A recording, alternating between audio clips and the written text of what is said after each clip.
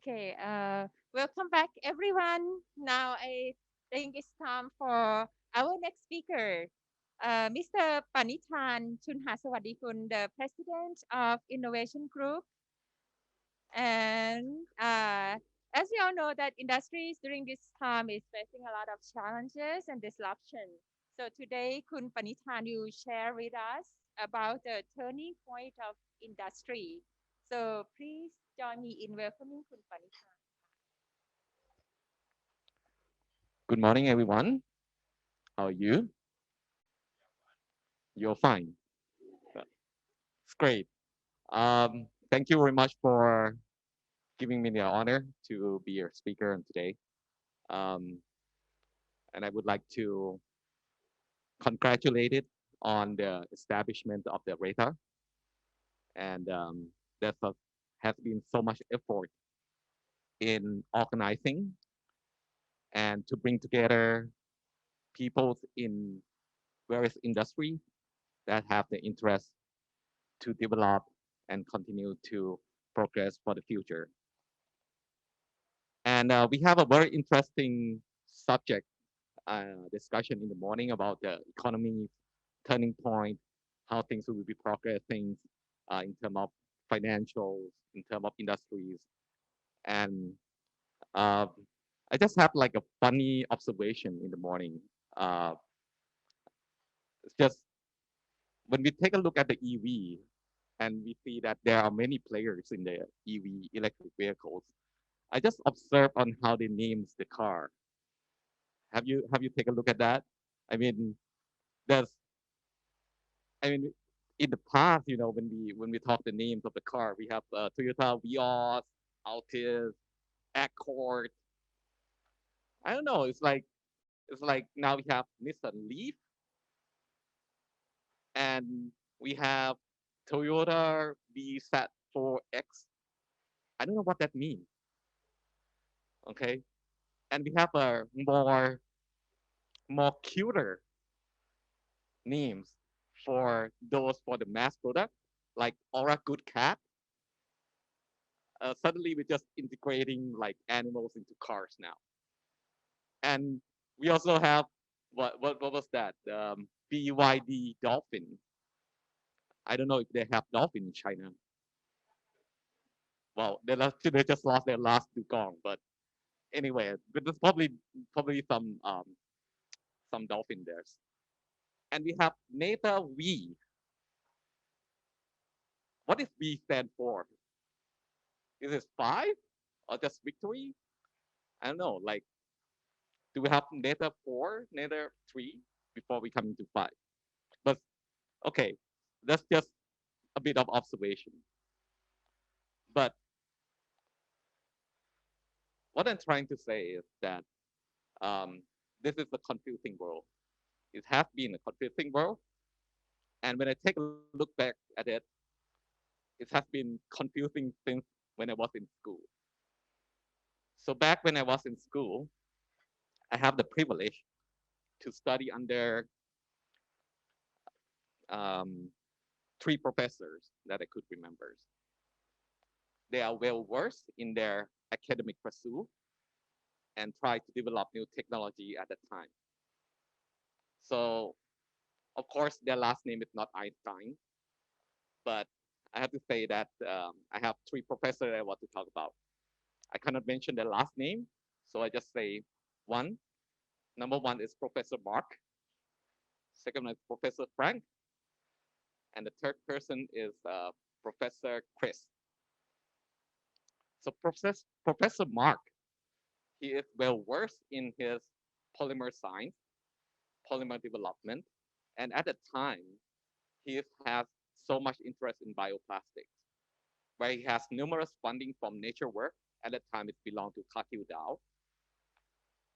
So there's a lot of this funding going to the university in his development. But also, he has a very good interest in the new bioplastic as well, like PHA, PHB. And my job for him is just to nurture those microorganisms and to extract polymer from it. So it's like giving that food and try to take away what they have. But his focus is really on developing a new biomaterial and to work on more macro macro structure of the polymer. So he's interested in that. So when I come back to the lab, I met with Professor Frank. So Professor Frank, he's more all about performance. I remember I worked for him in trying to synthesizing block polymer. So at that time, we believe that this additive or this knowledge will help to increase the performance of what is already existing polymer, or this additive can be enhanced in various polymer structure in order to benefit in their performance, to make it more durable, to make it more usable in various industries. So he's really juicing out all the development from us in order to target for a higher performance of all things polymer. So that is his polymer material science approach. And then I have Professor Chris. So he's more on designs, industrialize. So in order to get approval from Professor Chris, we have to really think about the process. We have to really think about the design, and we really have to think about how to make it more cost competitive and how to industrialize those um, design that we think about. So we can see that there's three professors with really three different approach. Okay, one is going for bioplastics, something that will how to structure the microstructure. Second one is really going for performance, and third professor, Professor Chris, he's more about how do we industrialize that in a real life scenario.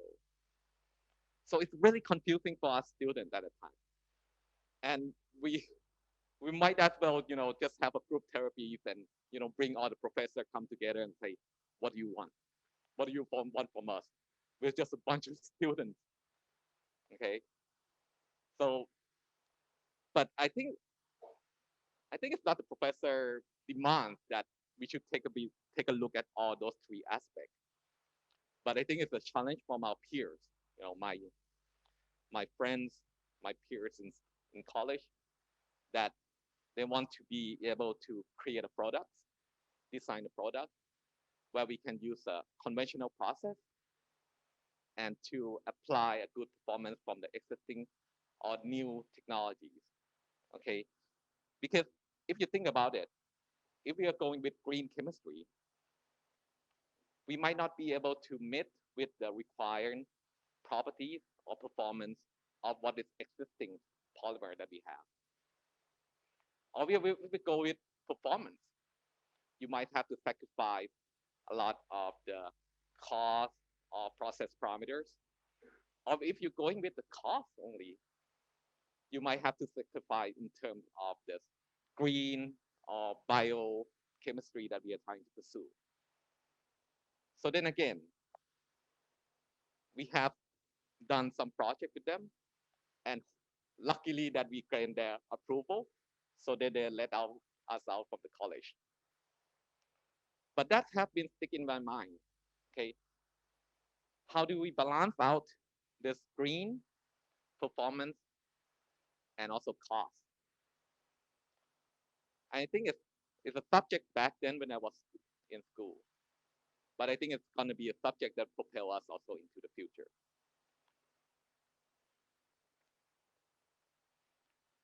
See, the world was really confusing when you were at school, but now when I think about it, I think that experience that I have in school is just a fraction of the simulation that we will meet in the real world.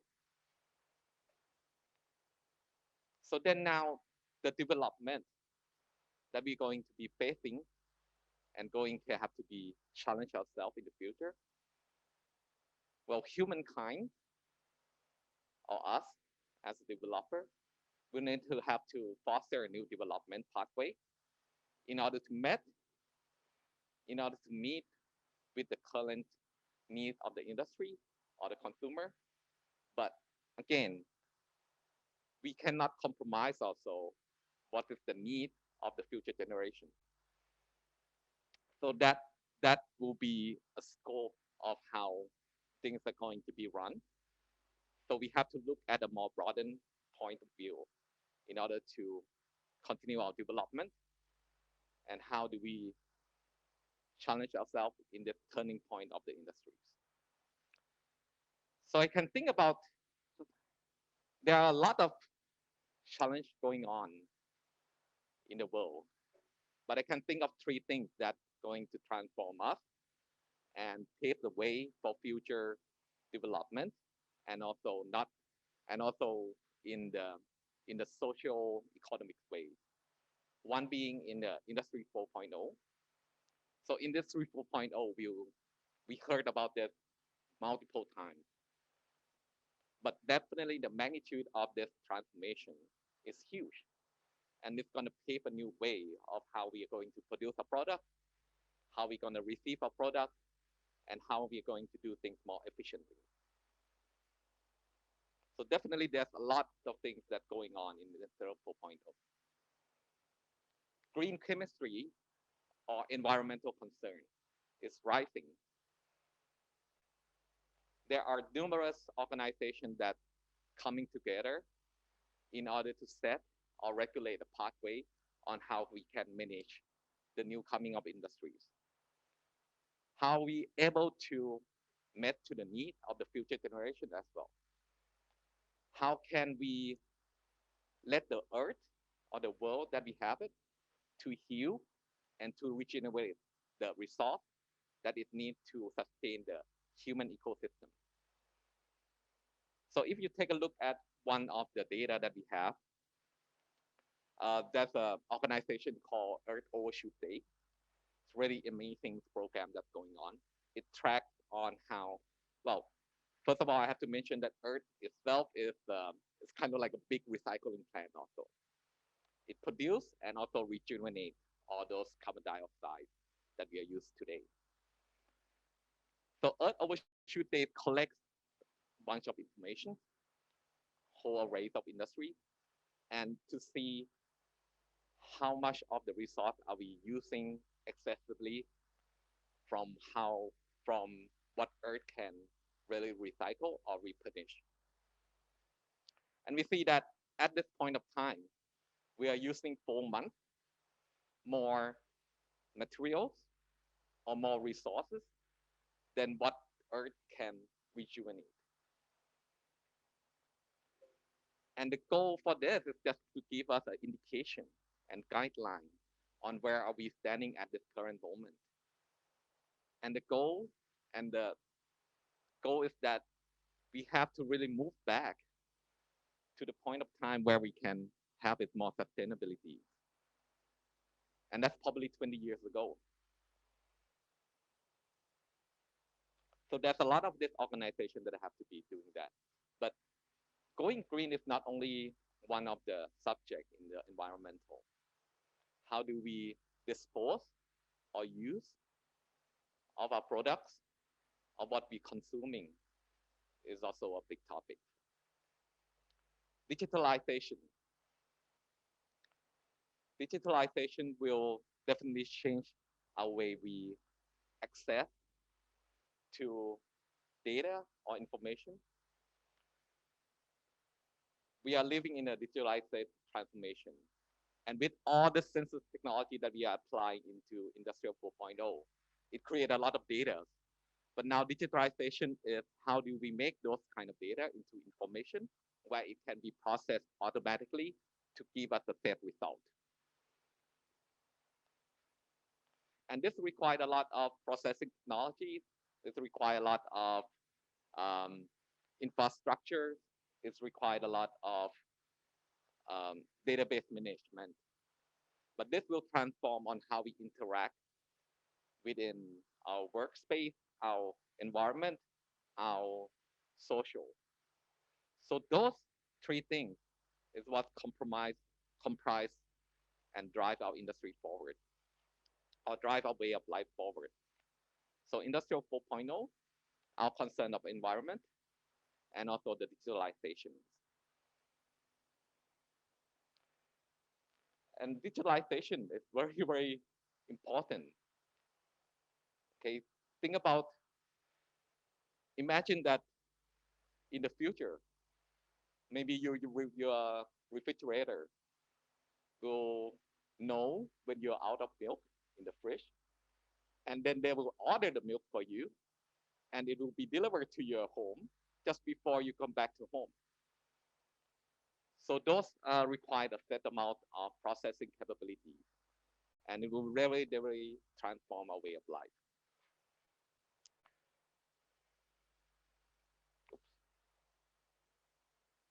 Oops,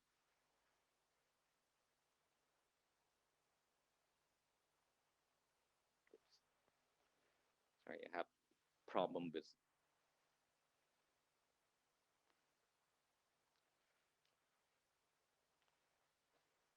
So in order to take a look at how things are connected to all of this trend, we have to take a look back, a step back, and take a look what are the connections that will happen with all this trend.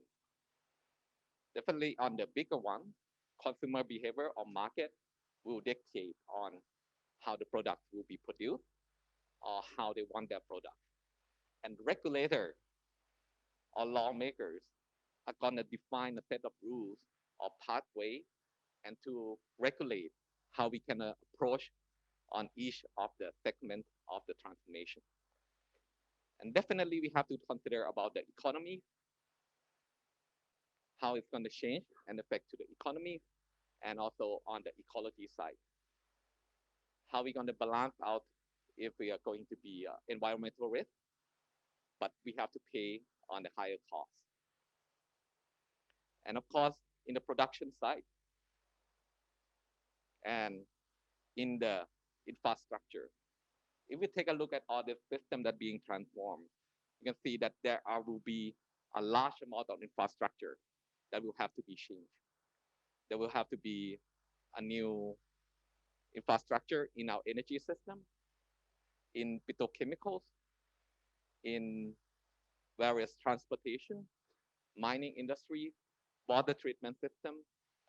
So there are a lot of huge infrastructure that have to be changed.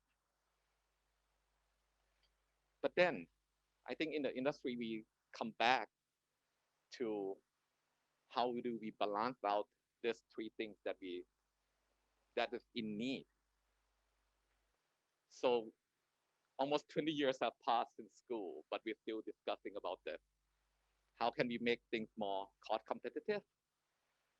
And how do we make it have a higher performance or but also have a consideration on the environment? So the future business, if we're going to be more sustainable, those are the three things that we have to really consider and plan our operation around it to see whether we can apply knowledge and technology in order to meet to all this multiple segments of the requirement. And when we talk about the movement, there are,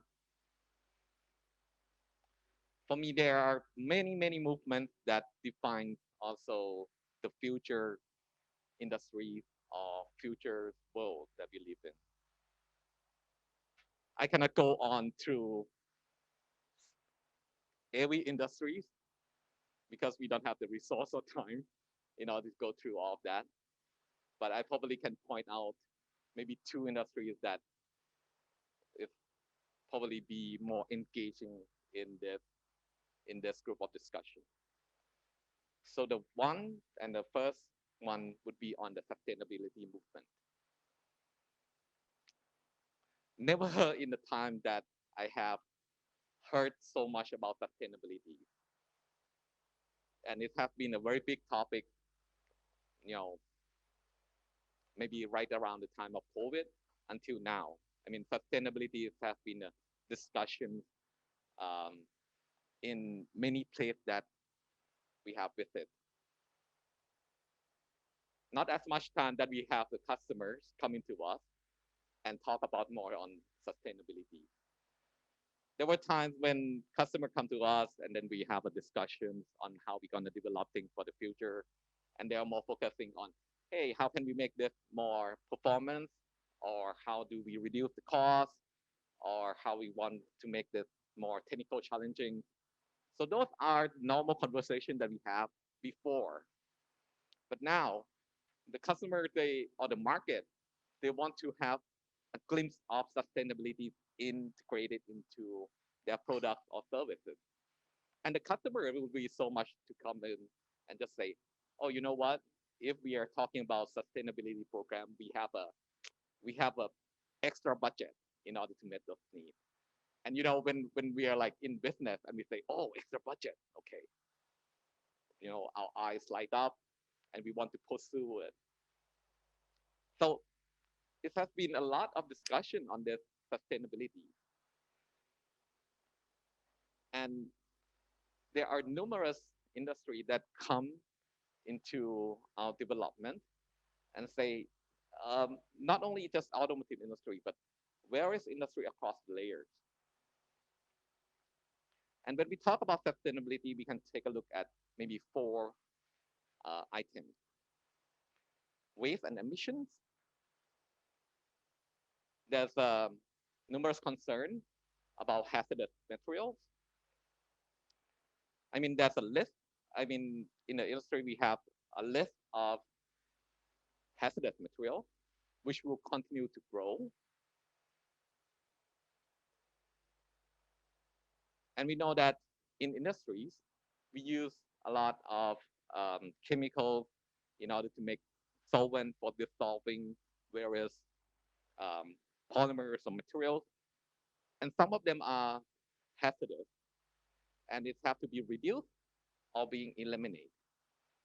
So there's thinking that how can we reduce all those hazardous chemicals that is being introduced into the industry today, either in the field of making components or in the field of I don't know, adhesive, ink, printing.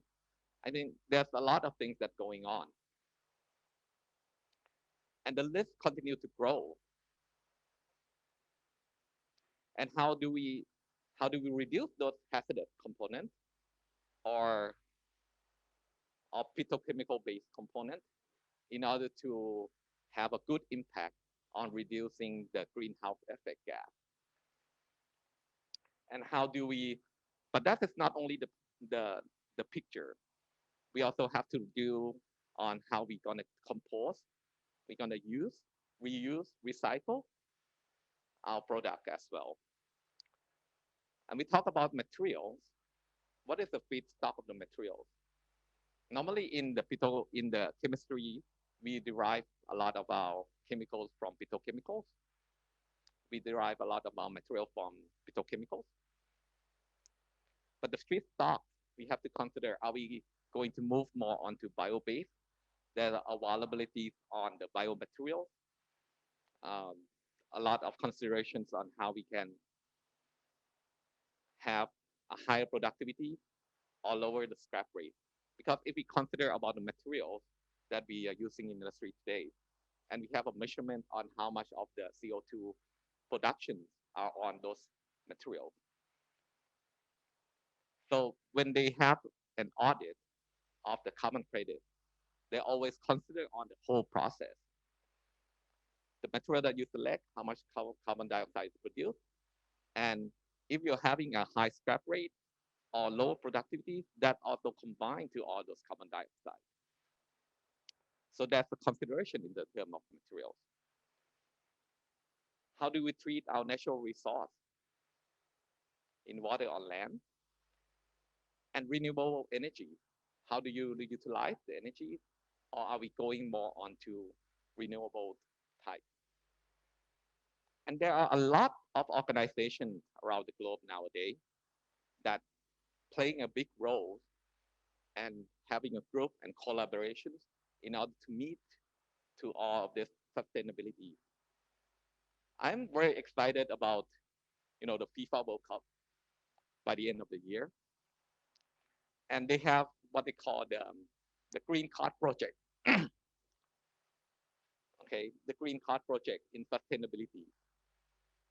And how about the collaboration between all the US sport team or sport organization in what we call the Green Sport Alliance? So that's combining with the NBA, NHL, Major League, Major League Soccer. They are combining in order to fulfill those kind of zero emission or carbon neutrality movement. Think about what are the potential that exist when the sporting alliance are trying to move into those greener or zero carbon emissions movement. We can imagine that a lot of our sporting equipment are derived from polymeric material. Some are coming from petrochemicals. And imagine that all the sporting goods are made in from renewable resource or renewable materials. Football can be changed. Basketball can be made from what is existing in terms of green or biopolymer, or the equipment or the stadium itself. It's going to be a large infrastructure change in the stadium. Imagine that the stadium can be sustainable and utilizing all the energies, water resource in a more sustainable way. So there's a lot of this alliance and this agreement to propel it forward. And when this organization are set on the target, we always see the impact coming back to us as a producer. Customers are coming in and required to see what are the key options or other components that we can switch in order to make things are more sustainable and more renewable. And then we have to talk about circular economy and LCA, life cycle analysis. So never in time that we have to think so much in order to produce a product. We have to think about how do we gonna change our ecosystem to support the circular economy. How do we circular economy will tell us on where in each of the process that we can utilize or how we can manage the use of our materials or our productions. While LCA, the life cycle analysis, where it analyzes the carbon utilization, the whole pathway until the end of life of the product. This analysis will tell us what is the correct pathway that we should pursue. There's always a discussion, even in the automotive industry as well, whether switching from ICE to EV will be more beneficial in terms of carbon emission, in terms of CO2 reduction. And there's always will be this discussion because if we take a look at if we're producing the car in terms of ICE, there's numerous data that support that ICE will have a fewer carbon emission up until the production. Okay, where EV or electric vehicle will consume much of the CO2 up until the production.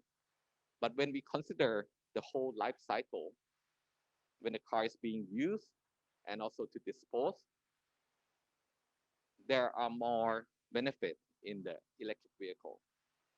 And this kind of analysis is being done not only in automotive industry, but sporting, utilities, constructions, so on and so on, or consumer goods. So LCA is trying to define. And if we take a look at the data, we can see what will be the correct pathway in which we can pursue to make it a more sustainability approach. Okay, so circular economy will tell us how we're going to manage all the things around us in a more sustainable way, and what will be the correct pathway we can get it from the LCA. So there's a lot of things that's going on with the sustainability movement.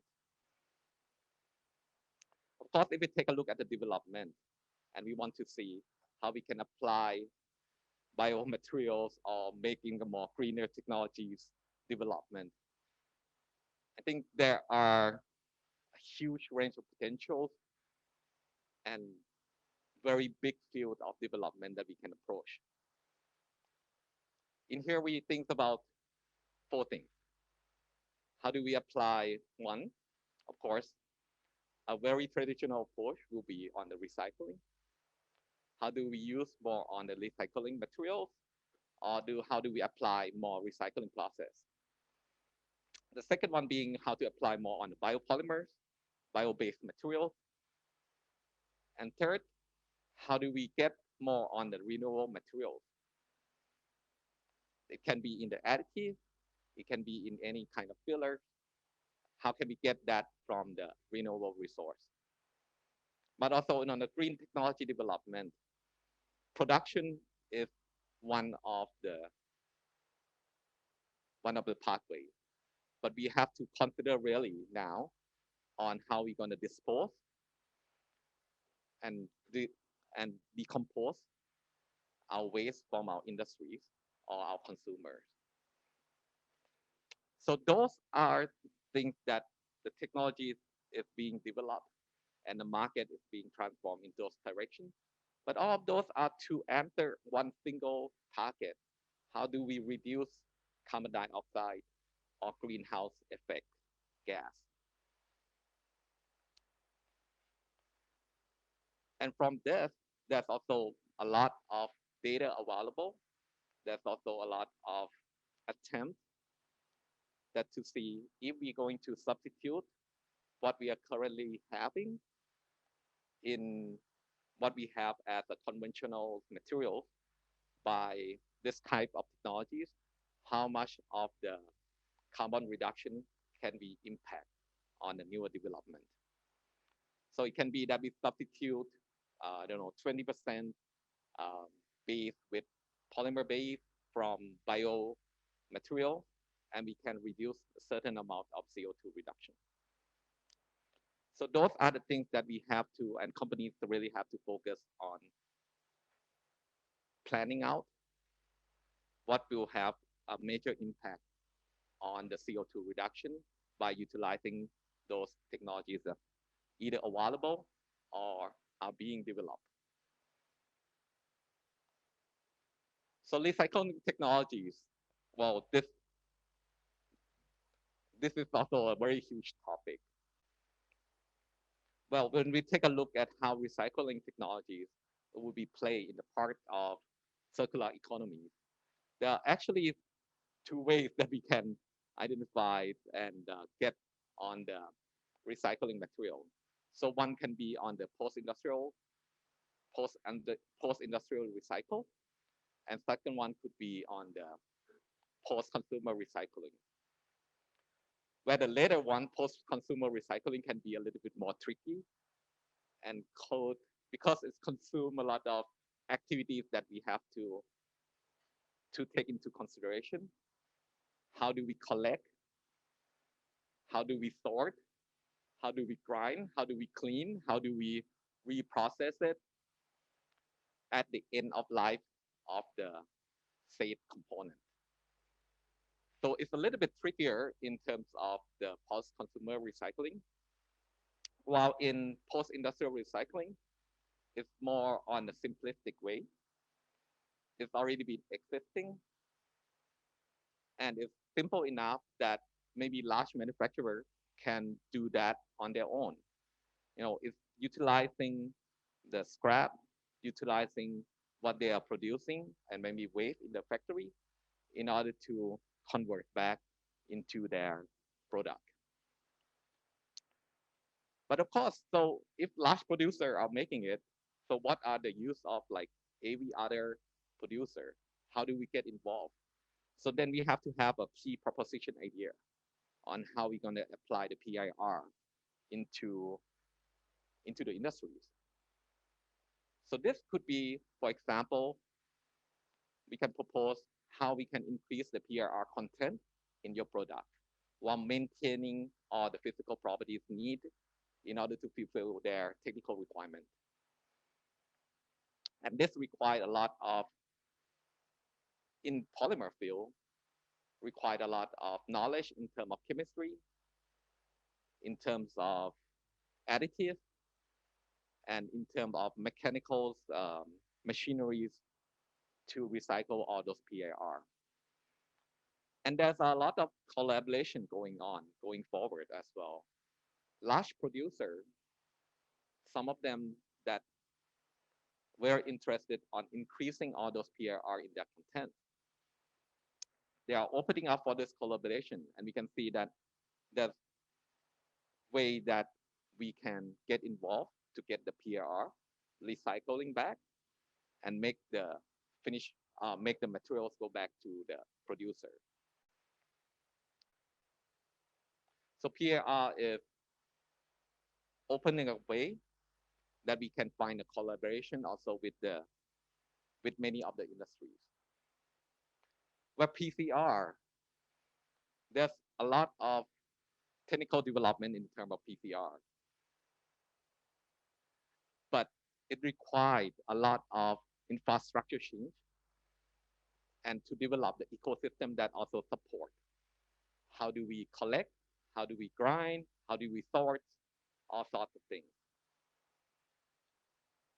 And when we talk about recycling, there's two ways in terms of if we talk about petrochemical products or chemical products.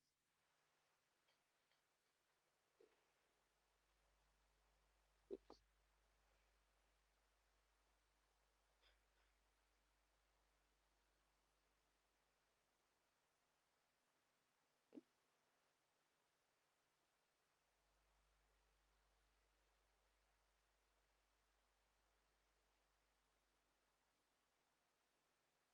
sorry.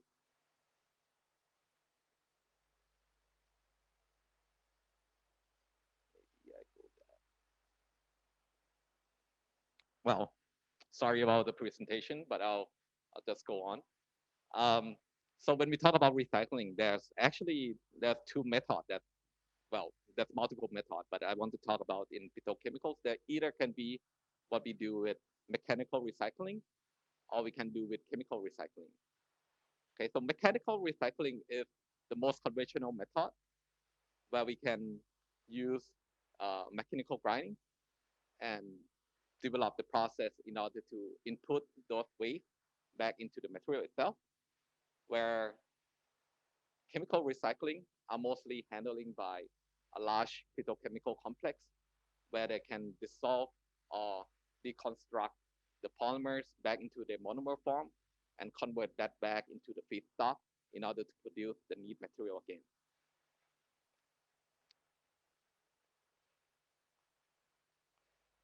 So there's many availabilities and many approaches that we can tackle or help to create this ecosystem in terms of circular economy to the availability of technologies. But then again, we have to have a good transformation for the infrastructure, for the way we process things, and for the way we approach on utilizing all the waste from the industry. Biopolymers.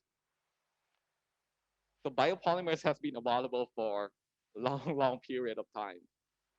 Since the first commercialized PLA from NatureWorks up until now, there are multiple material that we can utilize in terms of bio-based polymer. In plastic field, there's PHA, PLA, PBAT, and so on. Okay, so a lot of this material, maybe they have some shortcomings in terms of meeting the process parameters or mechanical behavior in order to produce the certain product. But there are a lot of development that sooner or later they will fulfill those kind of needs. However, in the shortcoming of their physical properties, it pay back by what we call the compostability. Well, some of them are not very well composed, but actually it must be better than what we are having as a conventional plastic. So there's a lot of utilization that we can use from this biopolymers. And just remember that, of course,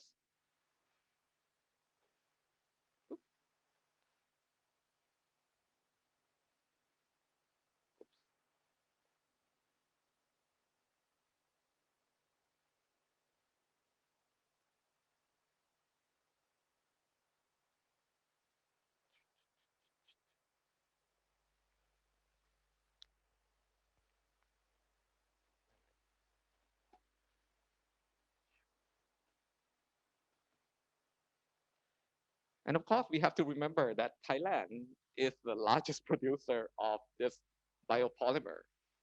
Natural rubber is a bio-based polymer, and there are numerous attempts on how we can utilize this natural rubber in various applications. But of course, there are technical challenges that have to be made, and many formulation development, many process development, many additives have to be done in order to fulfill those kind of technical needs. But this is a very big source of the bio-based material, and then we can apply this to various polymer industries. And of course, we are trying to enhance the production process, reducing the hazardous chemicals that involved in the production of natural rubber, and also to consider how we use our land and water, through all this organization, GMP method, GAP method, or FSC. Those are the guidelines that will define on how we can make a more sustainable natural rubber product and process. Renewable material, there are a lot to talk about, and there are a lot of selections. There are, well, wood composite. Wood plastic composite has been around for decades. There are a lot of utilizations for the wood polymer composite, uh, and I think there will be a growing more interest in utilizing wood composite also, not only in the consumer application, but automotive is starting to look at it. So it's really simple that we have the wood and the plastic combination together. But how do we get now? When we talk about this, we always have to think about how we can introduce or going to a higher concentration of this wood composite while not sacrificing the physical properties that we want. So that need a lot of advancement in terms of additive, in the term of how we preparing the wood composite, so that we can fulfill the technical challenge that we have. And there's a lot of discussions or a lot of manufacturing that are preparing those recycling materials from already the existing bio base. I take an example like silica. Now, silica is, well, it can be produced or we can get it from, rice husk. It can be prepared as a bio-based material, or semiconductor recycling. We can have the silica-based material also to be added, and it can be in the field of development in polymer or even elastomer fillers. But then again, we have to take into consideration on the renewable material, because the key challenge here is, where do we get this material from? Okay, where do we get this renewable material from? So it's not be a very good idea, if we have a producer, for example, like semicon waste recycling, producing silica. This company is existing in the US. It might not be a good idea to, buy those renewable material from the US, have it shipped halfway across the world, being produced, being compounded at Thailand, and manufacture and send the material back. Okay, because when we take a look at how we consider about sustainability and CO2 consideration, there's also, we have to take a look not only how it's going to produce, but transport. So those are all counted in as a CO2 emission. So we might end up, trying to use a lot of this bio-based material, but when we do all the calculation or simulation, it turns out that this bio-based filler, once added into the material, will have a higher CO2 emission than the conventional material that we are existing. So the challenge here is the location of how all this renewable resource or recycling that is being produced. So then we have to plan out a lot of in the supply chain.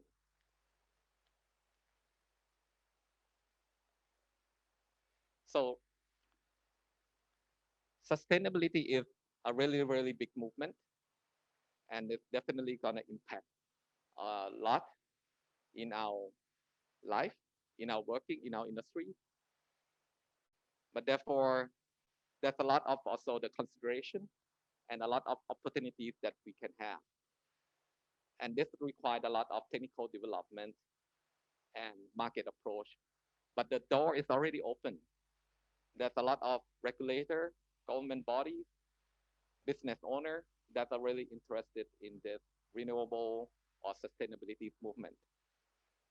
And therefore, it's our job in order to organize ourselves around this concept and see which approach is more suitable and what are key role that we can play in this sustainability program. Next, we want to talk about automotive. Okay, this automotive movement or transformation, if you may, is huge. It's big. It's impact to everything around us, right? From this vehicle, if I have to take a look at it and explain the impact of it, I really have to see on what are the connections from the automotive industry and how much is impact to the various producers around us. And electrification of vehicle is coming fast, it's coming fiercely,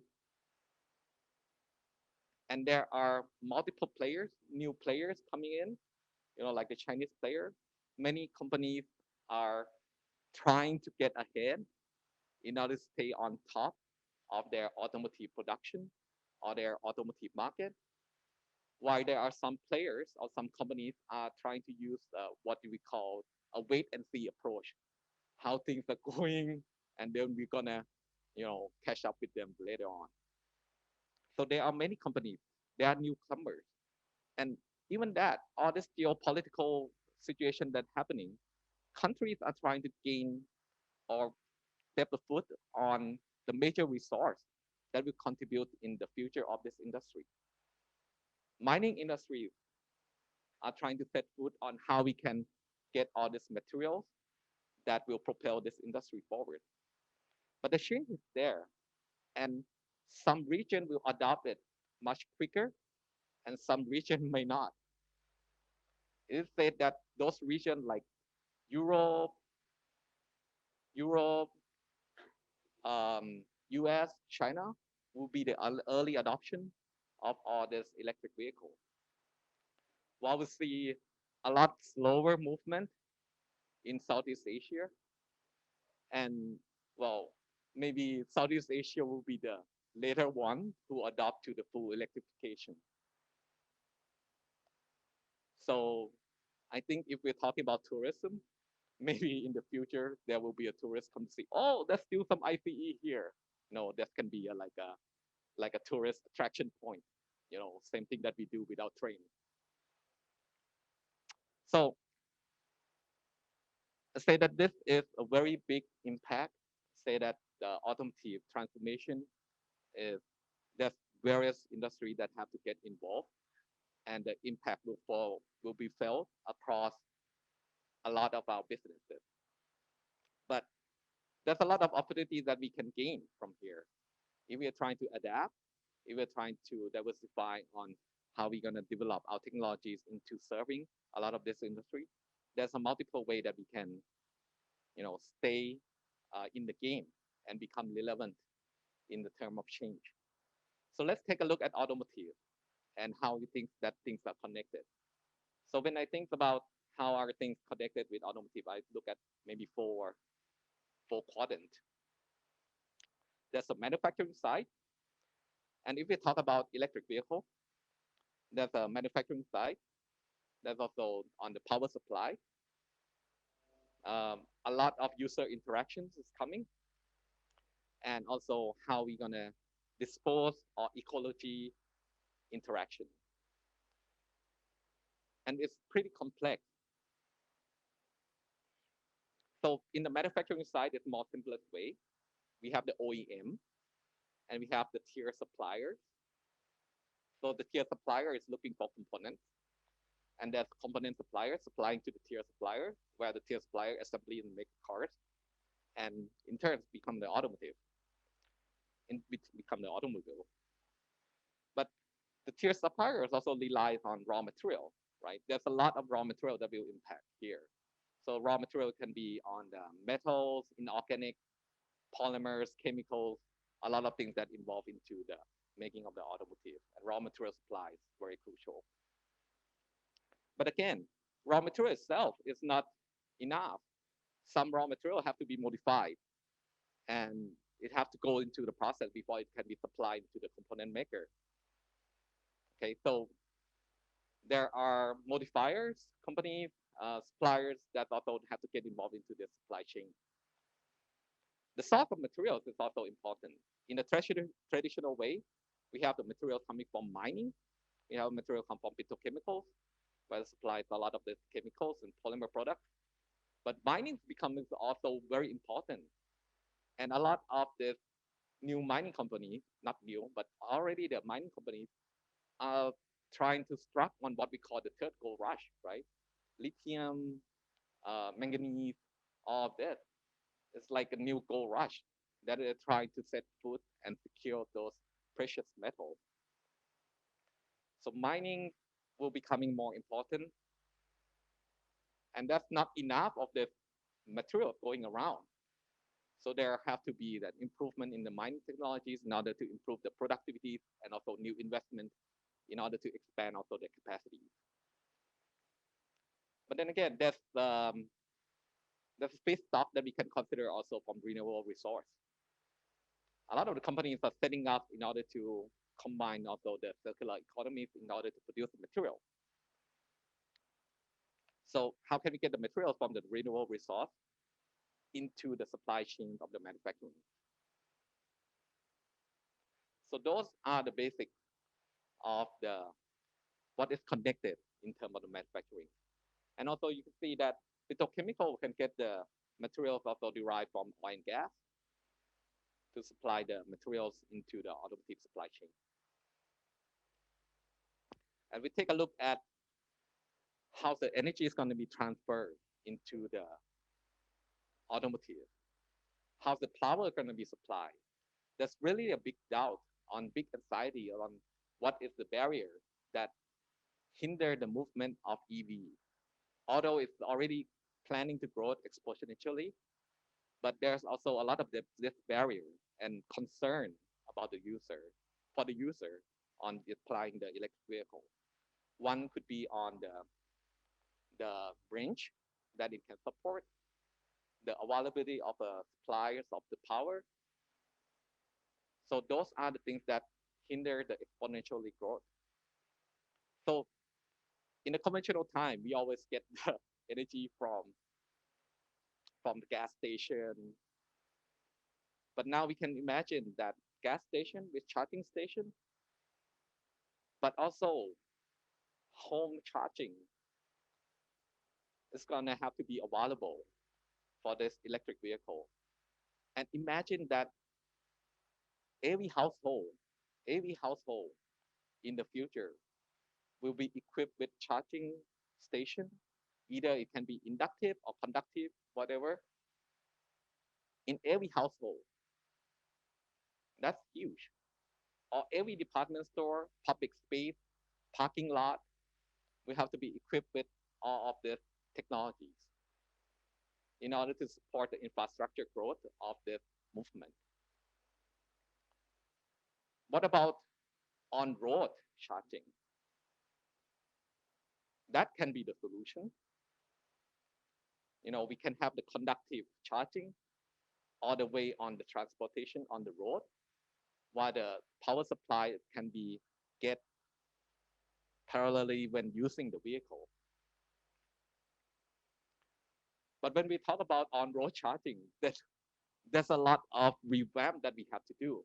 Okay, a lot of new road have to be constructed. Some even have to be destroyed and reconstruct in order to support all of those growing of the demand of the power. So EV is about how do we not only just production, but how do we get the power into those in need or into the vehicle. And that required a lot of investment, and that's a lot of infrastructure transformation in order to have to get the power transmitted or the power node, power distribution into all of this segment. So I believe that this is something that if we want to prepare also for the EV transformation, we cannot deny that there will be large infrastructure change to support a lot of this growing demand. And of course, the power plant, where we're getting the power from. Okay, it can be getting from oil and gas, definitely, but EV is becoming greener. EV also getting the renewable energies into the power plant, right? So if we are still using a traditional petrochemicals or I'm sorry, oil and gas in order to produce also the electricity required to power that, there's also different carbon dioxide emission level. Okay, so renewable resource, renewable energies is being developed, and there are so much that's being constructed right now in order to supply to all these industries. User interaction. Never have before that our car has been smarter and maybe smarter than me. Okay, because a lot of this infrastructures and user interaction is being integrated into the car. Okay, smart cars, smart driving, automation, auto driving, and there's a lot of new business that can be centered around all of this concept. There are large companies and also there are startups that are trying to provide all of this service. The service provider for maintenance, there's also automation driving, that's shared service, and also like online interaction that we can do with the car. And that required a lot of IT infrastructure. And IT companies, both private, public, have to come together in order to develop all of these infrastructures. The 5G transformation is also a very crucial point in order to propel that. But with the 5G, that doesn't mean there's a lot of IT infrastructure that we have to really being deployed. Okay, so there's a lot of digital resource also. Digital resource like content or system or data management or even semiconductors materials have to be involved in order to use to propel all this supply chain in the user interaction. End of life. So automotive, we have to consider also when the end of life of the part of the car. How we gonna be treat? How we gonna treat this end of life? It's going to the scrapyard, dismantle, depollutionized, and then of course some part we think about recycling, we think about reusing some parts, we think about disposals or waste treatment and composting. But if the car is changing to EV, then there are certain way that we have to change in order to tackle with the end of life process. How we gonna deal with batteries? How we gonna deal with semiconductors that is more and more integrated into the car? Whereas also a very good way that we deal with metals or plastic materials already in automotive. But then there's also have to be a revamp in how we gonna separate them out and consider how we're gonna be reusing some parts or recycling some parts and put back into manufacturing or user interface as a raw materials, or even some can be used into the power supply. Okay, So if we can see that all of this are connected to the automotive, so that's not only the changes in how we're going to produce or what material are we going to use in the new coming EV, or what are the things that going to be disappear from EV, but there are a lot of numerous changes that's happening around circling this movement. So that bring about a lot of risk, a lot of business insecurities, but of course with opportunities that we can also tackle in the futures.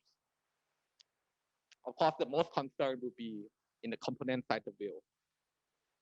So component, as you mean the drivetrain, will be definitely changed, and we are expecting a lot of components disappearing in the drivetrain system. Those that in the interior parts or other parts will have more securities in that approach.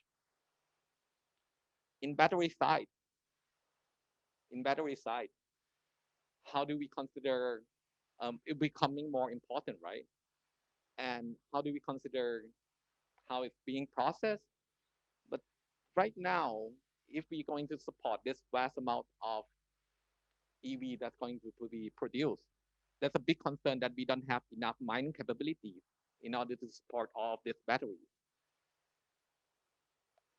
I don't know, but sometimes when we order a new EV car, we have to wait like 8 months in order to get a new EV car. But there are a big concern on there's not enough capacity in order to produce this lithium or mining. So then we have to approach to see what is the supply chain of this and how do we revamp also the supply chains of this battery and new development in the battery as well. We need to overcome those anxiety in range, in power supply, in charging time. So solid state development batteries need to be taken into consideration. There's also a problem idea about how do we dismantle and recycling the battery. So either we can dismantle and recycle some parts back into the manufacturers or back into the sales manufacturers. But of course, there's a program called the Second Life Battery. And it's the idea that after the end life use of the automotive, say that the battery life can still withstand another 5 to 10 years of usage. So this means that there can be a reconstruction or re-infrastructure of how people in different communities can get their supplies of energy. There are numerous nodes that apply this second life battery into a different smaller communities where they can get the supply of energies from renewable, store it, and use it in that community. So we have to think about how we're going to manage also the supply chain after the end life of the battery. And with the change and gone of certain parts, there's also a big and new opportunities of new parts. So new part development is there, and there are opportunities where we can get involved on this new part, new technology development in the automotive system. So the question is kind of to be how did we can get involved with all of this? How do we sustain the business sustainability in this changing or transformation time? So it can be from, like I said before, consideration about the environment, how to make it still cost competitive, and also how do we improve on the performance of the things that we already have. But this is just an idea, right? There are numerous things that we have to be tackled in order to gain all of these three things. I hope that one day that we can balance out all of this environmental, cost, and performance, and so then we have not have to make a choice whether we go with one spectrum or one another. So there are lots of things that we have to consider, and there's a lot of things that happening in this transformation.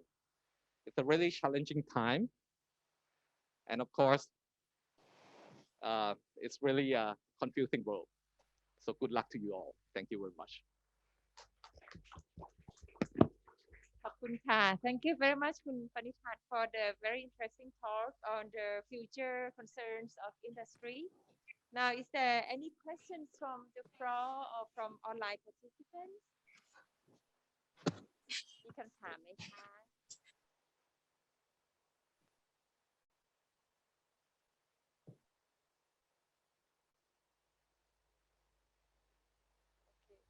I'm very interested in the point of the resource for EV battery. So it's really a big concern for making EV cars, right? I Yes, think it's a really big concern because I mean the what what we are seeing now is that if we are going to be reached to that target of that exponential growth, we as an industry standing now, we don't have enough resource in order to contribute to all those batteries manufacturing. So do you mean if the EV automobile will be totally replaced the yeah, whole yeah, definitely. IC? I mean that there's there will not be enough resource at the moment because our mining capacity is not there and our productivity is not there. So I think that would be a key challenge in order to power those new industry going forward. But yeah, then again, there's a lot of development in reducing battery size, increasing their capacity. So I mean, um, once we get to the point where those technology is available, I mean, there should be enough of those resources to power all this electrical vehicle. Very good concern. Is there other questions? Okay, so if there's no more questions, may I invite? I Oh, have yes, the yes, other please. question. Actually, I also very um, I have a question to myself as well. Uh, Read too many articles. I wonder the hydrogen fuel cells and the batteries, EV batteries, sources of power, which will be at the final end, which one will be the better technology? Is that for me? Yeah, I thought it's for the speakers. Well, that's also a big question, isn't it? Like because well, in technical point of view, well, fuel cell technology should prove to be um, a lot more advantage in terms of um, environmental impact um, and also the cost effective and also the transfer of energies into the fuel cells. Um, but going forward with the with the EV is I think it's more about how the surrounding industry will adapt to more on the sustainability. Because if there are a lot of change in terms of sustainability and how we're going to produce our energies and how we're going to revamp all our recycling disposal process, it can be more in terms of efficiencies applying into the EV system. Yeah, the challenge may be the hydrogen storage tank as well. Yeah, and I mean, this is just the beginning. So there's still going to be a lot of this development going on because we are just at the starting line. And it will be very interesting to see how other industries will adapt to, this growing new technologies. I mean, because I think sooner or later we will reach a point where there are a lot of technologies available that that we can reach to the point where economical scale is there. And so there will be a lot of transformation in how we're gonna tackle with all this EV and hydrogen fuel cell. Okay, thank you very much. If there's no further questions, may I invite Dr. Bancha to present a token of appreciation to Kun Panitan.